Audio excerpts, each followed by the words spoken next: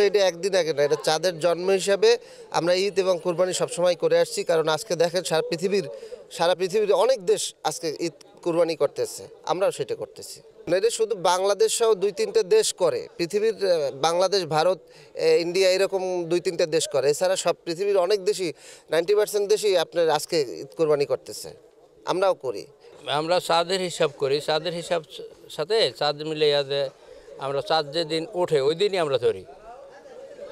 চাঁদ মনে করেন আমরা যেদিন দেখে পরের দিন ঈদ করে, কিন্তু আমরা চাঁদ যেদিন দেখা যায় ওই দিনই আমরা ঈদ করি।